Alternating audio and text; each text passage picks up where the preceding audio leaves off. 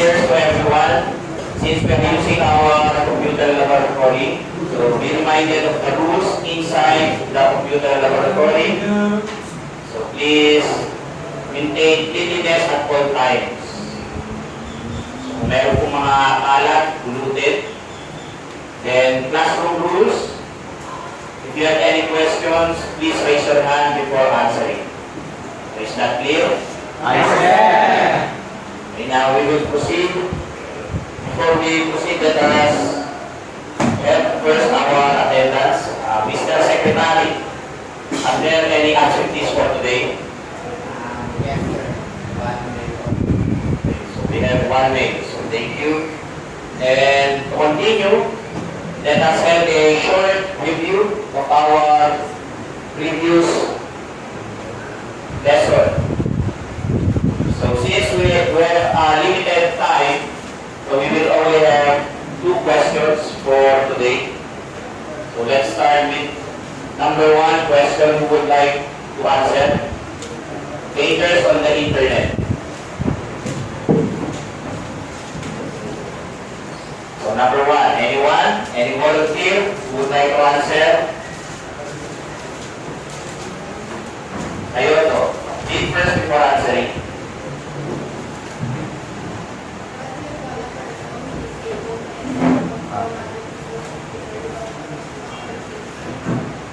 Okay, very good. We have the answer. Number 2 question. What computer program replicates itself through a network email that can cause damage in your computer? What computer program can cause damage? Rakilan.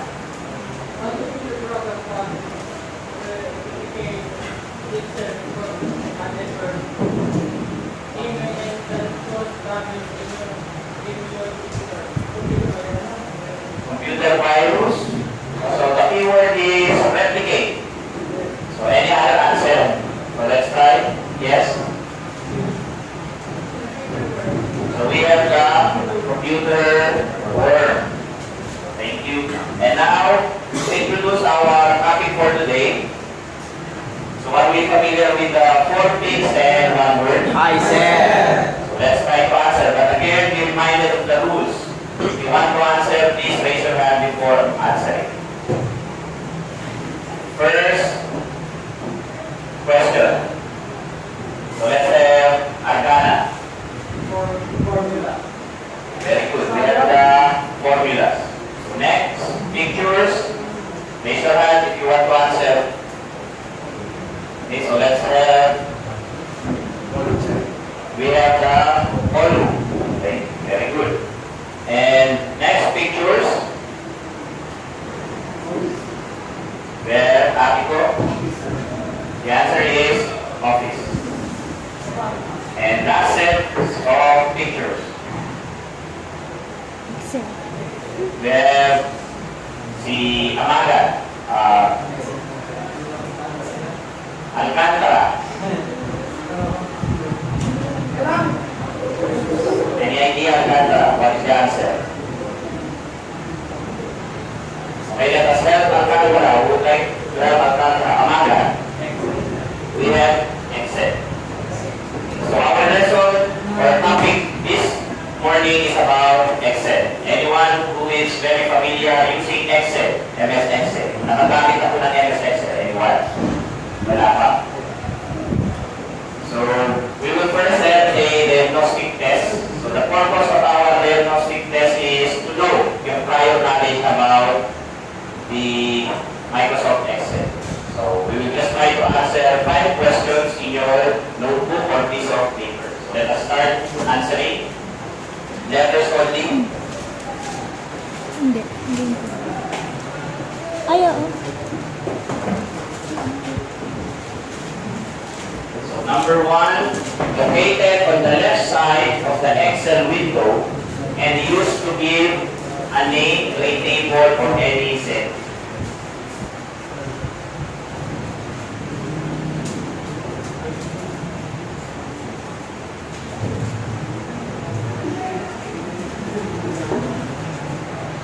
Letters only. Then Number 2, the intersection of a row and column in a spreadsheet.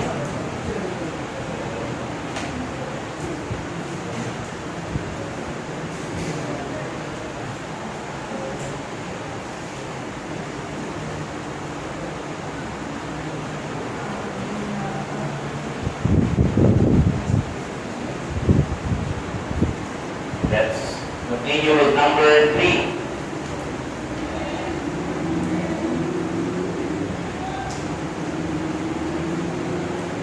A horizontal alignment of cells, and it runs from left to right across the worksheet.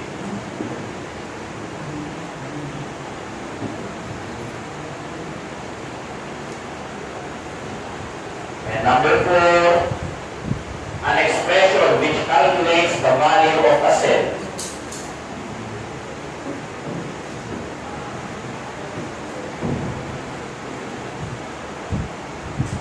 And we have the last number.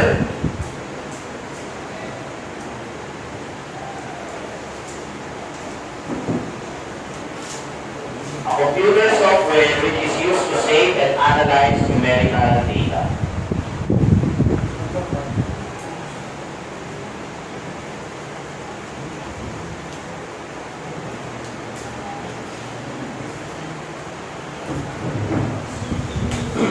Ayan, ikaw na 5, 4, 3, 2, and 1.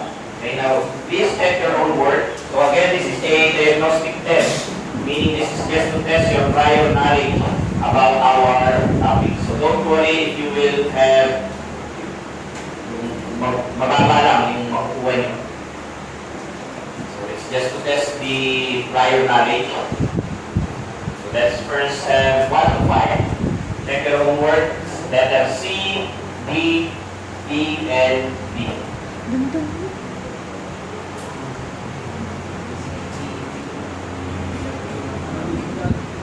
So let us see. Is anyone very familiar with MS Excel? Raise your hand if you got a perfect score. Amaga. Perfect. So we have 1, about 4. Okay. D. Thank you. So mostly we can see our knowledge is average. Meron tayong konting nalalaman about Excel. So let us start with MS Excel. So what is MS Excel? Let us first read. Anyone would like to read kayo to?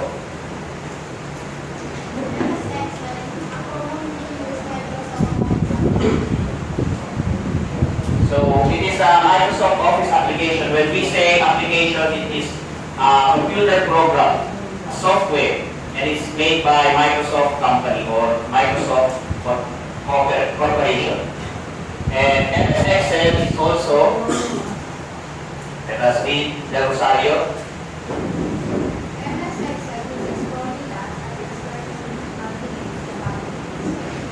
So while using the Excel, it has a built-in formulas. So these formulas can help us solve problems easily and quickly. And lastly, we have MS Excel. Okay. A spreadsheet program which is used to save and analyze numerical data. So mostly MS Excel are used regarding numerical data. So if we are dealing with numbers, so Excel is a software, a computer software that can help you make your task easier. So you have to use MS Excel. So any question? Now next question is, what are the importance of MS Excel? Why is MS Excel important?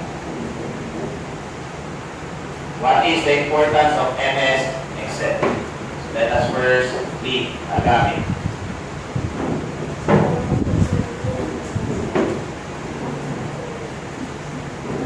So it can organize.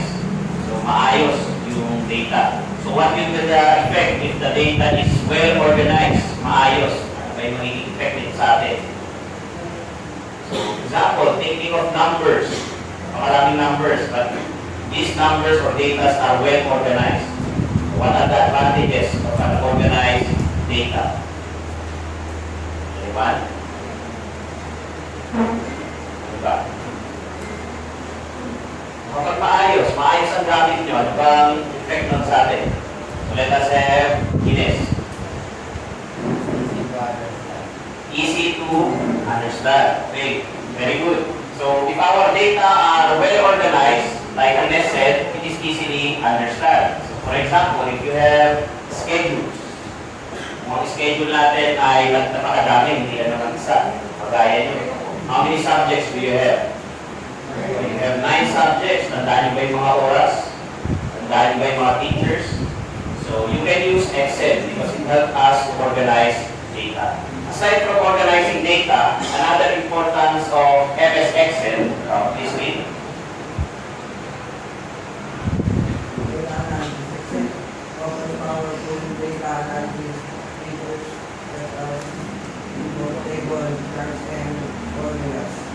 Aside from formulas, there are also built-in tables and charts, so which can help us understand data easily. So, kapag meron tayong chart. So, application of MS Excel, sa kaya makakatulong sa atin. Kaya may tutulong dito kung meron siyang mga tables na natin pwedeng gamitin. What? Okay. Sana sir, sa grading system. Grading system, aside from grading system, mga charts, what other subjects as a student, makakatulong ang MS Excel, the Rosario, sa math, sa math subject natin, stats, any other more from that? Business, and of course, we have, meron ba kayong research? Yan, so magagamit natin din po yan sa research. Okay. It helps us solve our tasks, make our tasks easy. And lastly, aside from data analysis, we have time efficiency. So please read. Sige na po. Excel figures that formula users can give time and increase productivity, data calculation, and reporting. So instead of calculating numerical data manually, kung mag-isa kayo, paper and pen, by the help of spreadsheet or MS Excel, mas mapapabilis yung calculation natin. Diba? So pwede nga gamitin sa mga business, kung nagpapasweldo. So aside from business, kaya siya pwede magamit. Again, we can use MS Excel, saan po? Joy, saan natin ulit pwede magamit yan? Any application of MS Excel para matulong sa calculation. In business, pag nagpapasweldo, we have their salary. So aside from that,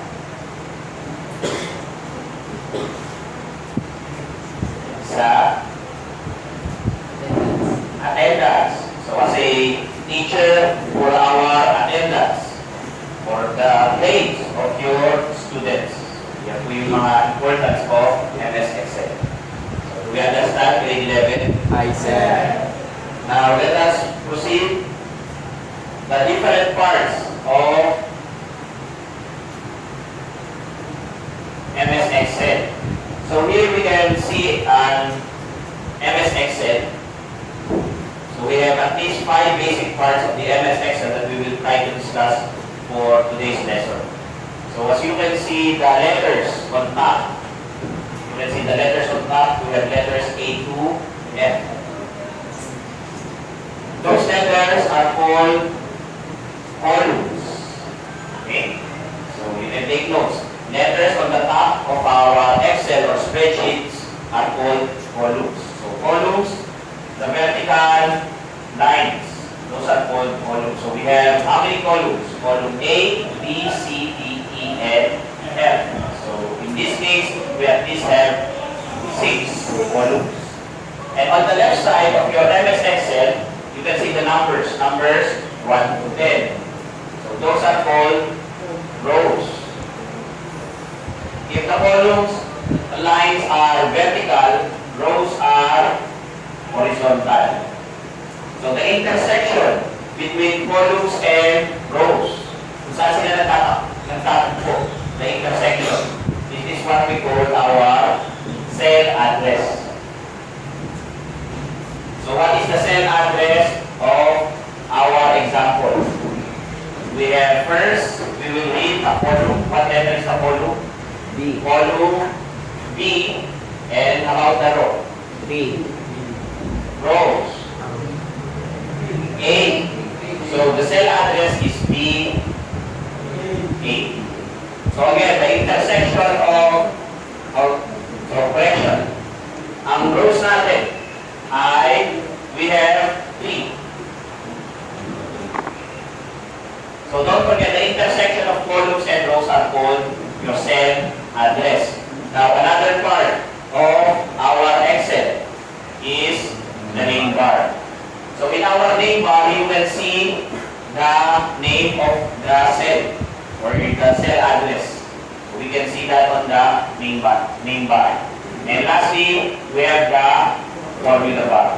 In the formula bar, anything you type inside the cell address, anything you type in the cell, any formulas you input on the cell will be shown on the formula bar. Makikita natin sa formula bar.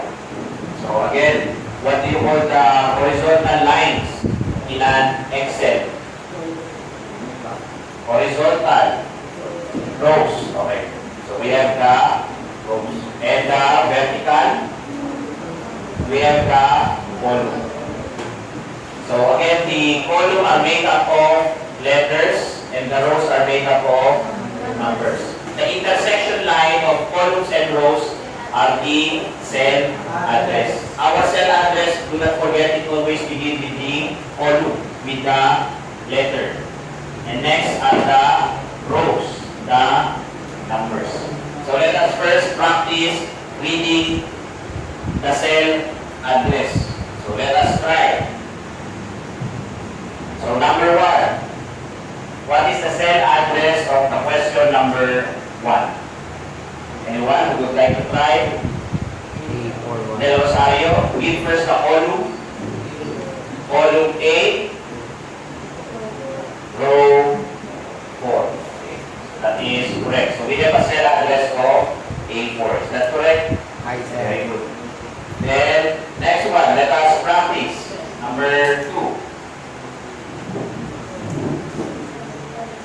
Column C and row 6. So we have the address of C6. And another example, to be familiar, number 3, Joy. We have column D and row 1. So our cell address is D1. And last practice, pakita.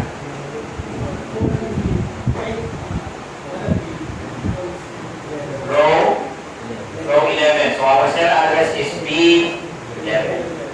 Very good. So, yun yung paraan para makuha natin ang cell address. So, malinaw po. Any question? Now that we are familiar how to get the cell address in our Excel, we will now have how to create a formula. So, paano ba tayo gumagawa ng formula?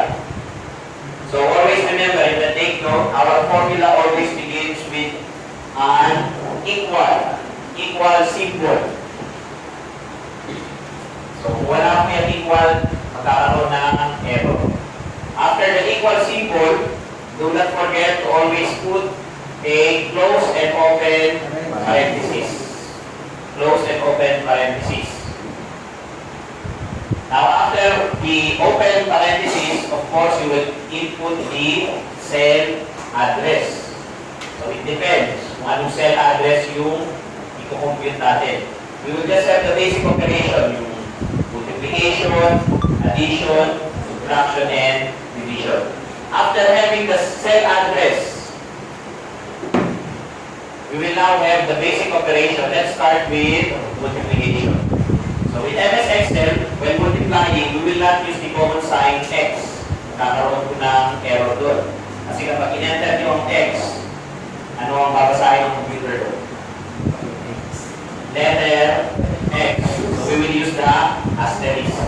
Do not forget, we have the cell address, asterisk if you are multiplying, and the other cell address. Ano ang i-multiply nyo. So if you are trying to multiply, example, A1 multiplied by B2. Then close parenthesis. So, nakuha po. Now, how about if we will try another operation? This is multiplication, and this time, let us try another operation. We will always start the formula with what symbol?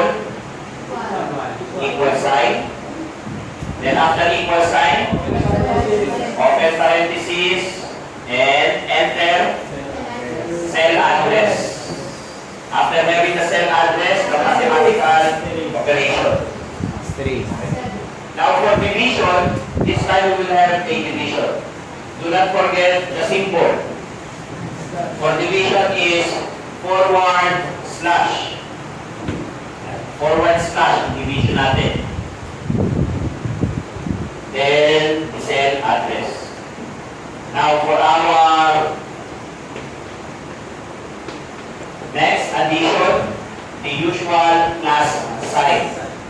So, plus sign, you can see it on your keyboard. Nakikita ba yung plus sign? Hi, sir. And lastly, we have the subtraction. So, we have the minus. That will be beside the plus sign on your keyboard. So, any question, grade 11? So, do not forget, our formulas always start with equal sign.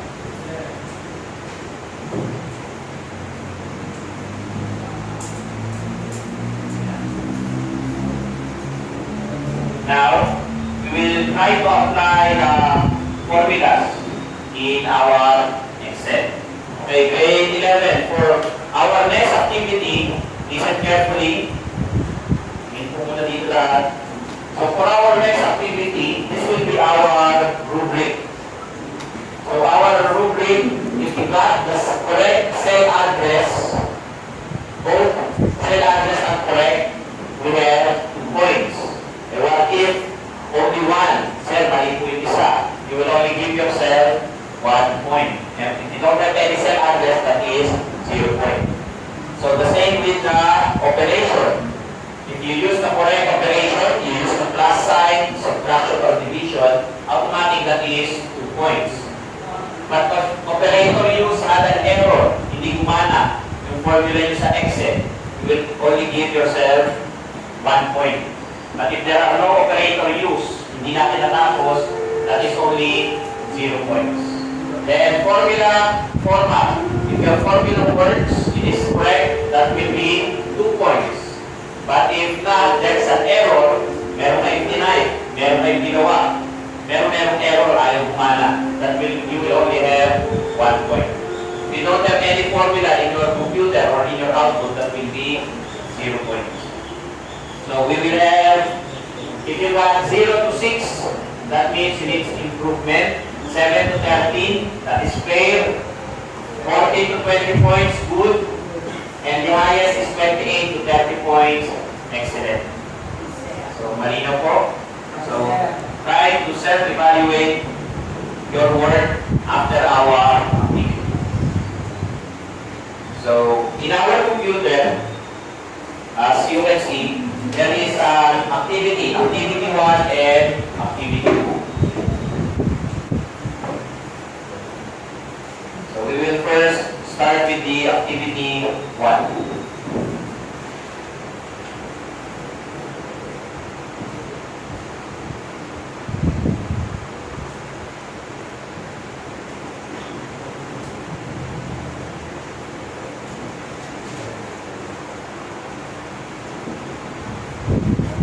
So what we will try to do is to create a formula. We'll start with number 1.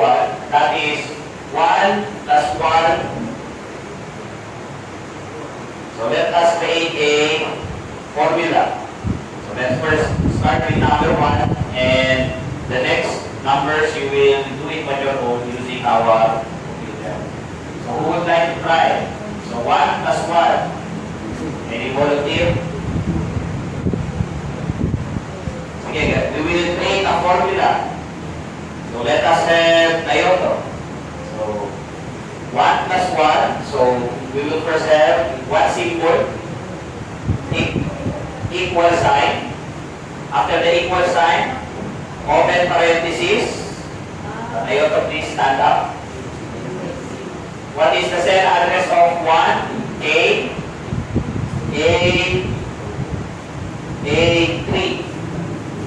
Then mathematical operation, we will have the addition plus sign and another cell address C3.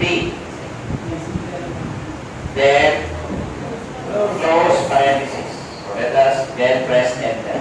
So we have that is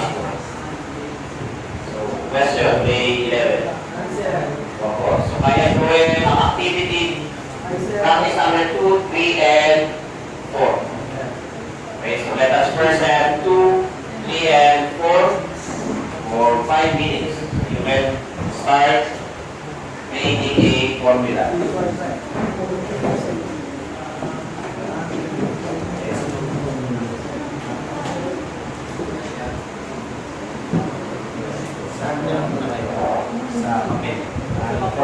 Formula lang.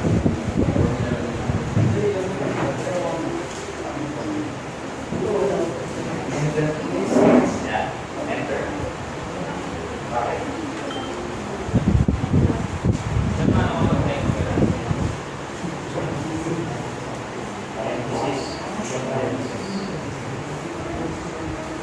Ano ba naman?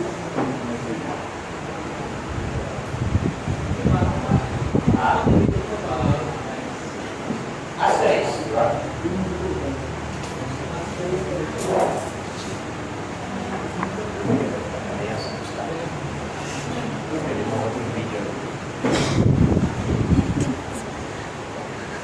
Storage.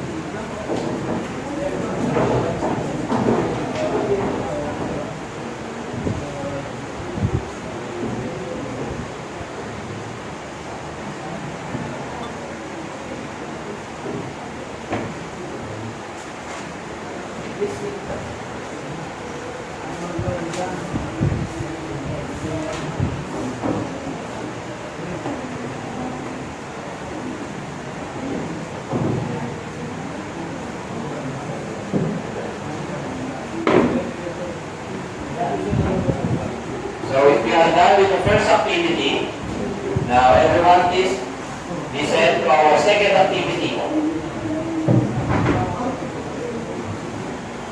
Now here is an example of enrollees or numbers of students in each grade level. So for grade 11, we have for CSS 15 male and 10 female. And we have the SMAU and the Security Services and SPP. So for the question number 6 and number 7 is how many male and female together in the CSS? How many students in CSS? And on number 7, you will try to get all the male, the total numbers of male in CSS, SMAU, and SSP. So for you to have an idea, for example, if you are trying to look or to get the numbers of male and female in SSP, how many students do we have in SSP? 445. So for us to get the 445, what is our formula? Let's try. Who would like to try para kuhanin natin yung SSP? So gagawin natin is male and female. We will add male and female. So let us create a formula. So remember, we will start with an equal sign, parenthesis. Then what is the cell address that we need? 45 is F4. Then, total plus female 300 G4. Then, close parenthesis, enter. Okay, so we have 445. So, ganun po yung gagawin nyo. We will have number 6 and number 7 for our activity 2. I-click nyo lang yung next tab on your computer. Click it on your computer and try to answer number 6 and number 7. Yeah. Okay. So, number 6 and number 7.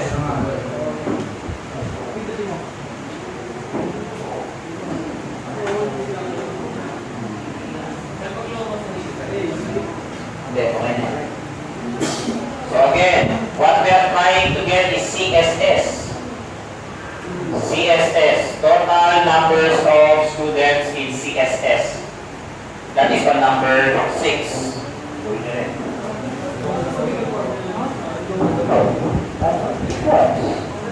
Equal sign. Okay. Alam niyo lang sila.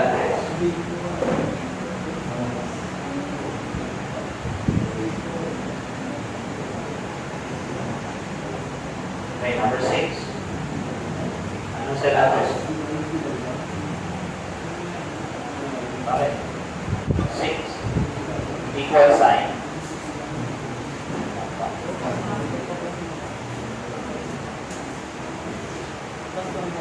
Equal sign.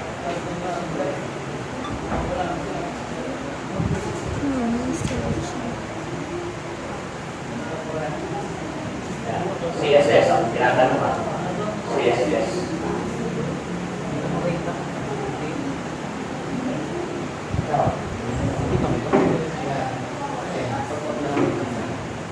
Yun isa, total.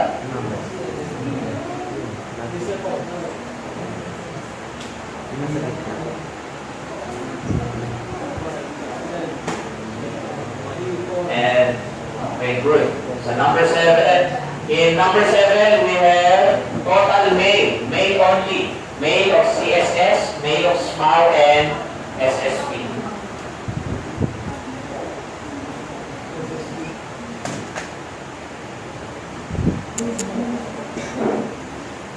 Nakikita kami.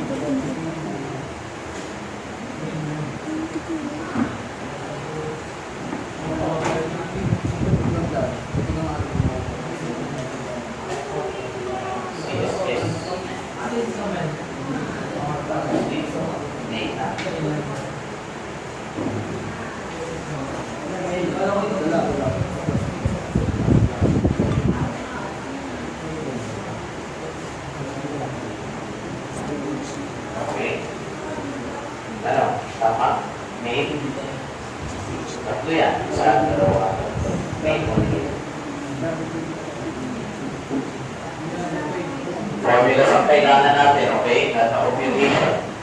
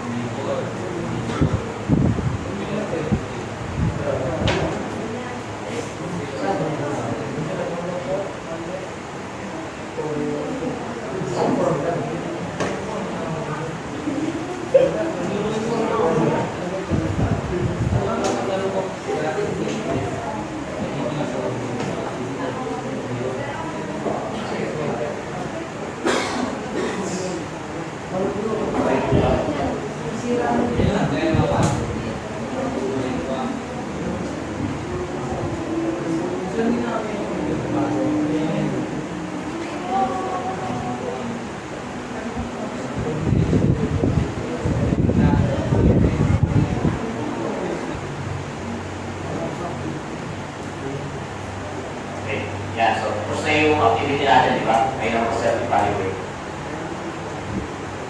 Now, let us proceed to our short quiz for today. So, in our quiz, you will just write your answer. Pwede pong ilagay yung answer sa tagiliran. This is only 1, 2, 5 answers only.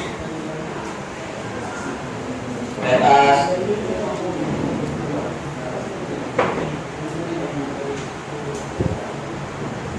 so you can immediately answer your quiz when you receive the questionnaires.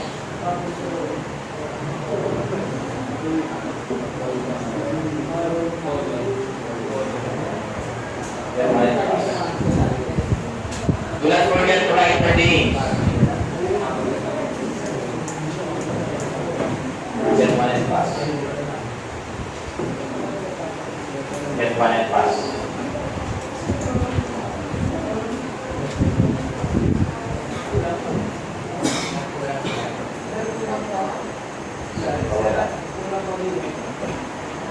Sir, dito po.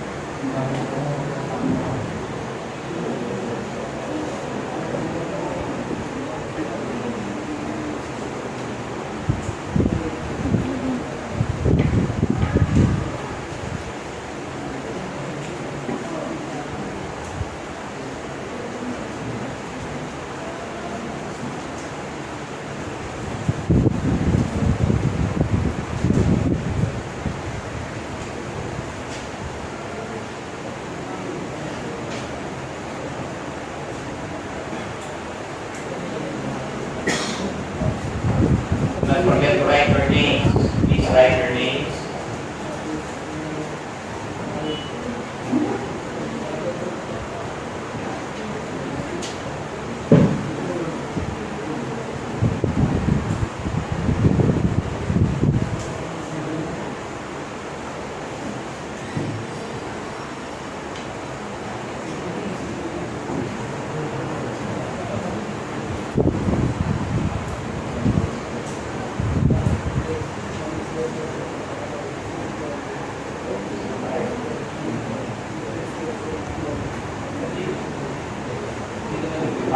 Ako.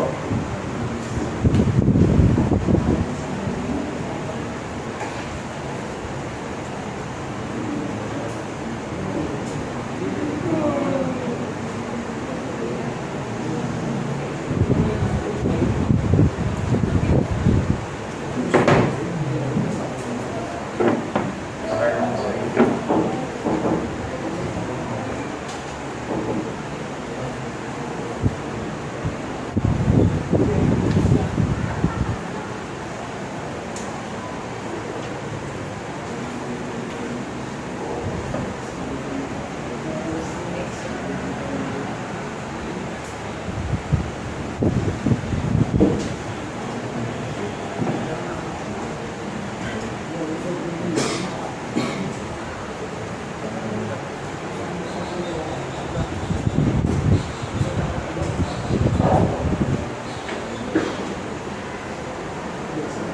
Okay? So, at the count of 5, we will check our quiz. 1, 2, 3, 4, 5. Finish or not finish, stop writing. Stay with your seatmates. 1. Stay with your seatmates. So, let us just try to answer number 1.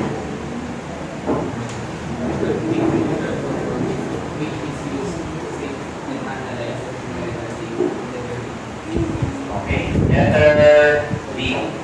And because we have just a limited time, so I'll just show the answers for our quiz. Is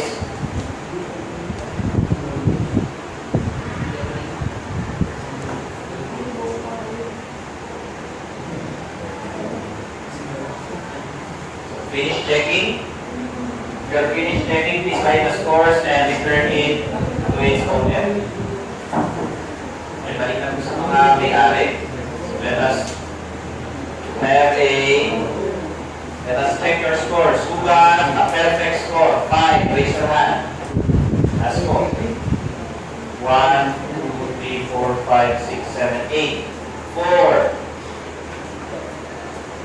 1, 2, 3, 4, 5, 6, 7, 8, 9. 3. Raise your hand. Okay. 2. 1. Most of you got a score of 4 and 5. Now, let us proceed to our assignment. So for your assignment, explain what you have learned and realized in this lesson and how you will be able to apply your learnings in your everyday life and future career. Write your reflections using the following paragraph starter. So using this paragraph starter, today I learned, I realized, therefore I will. Ano po yung inyong natutunan? Malinaw? If there's no other questions, so reminder as a summary of what we have learned today. We have learned about the MS Excel. So there are at least 5 parts of MS Excel. So we can give the 5 parts of an MS Excel. We have the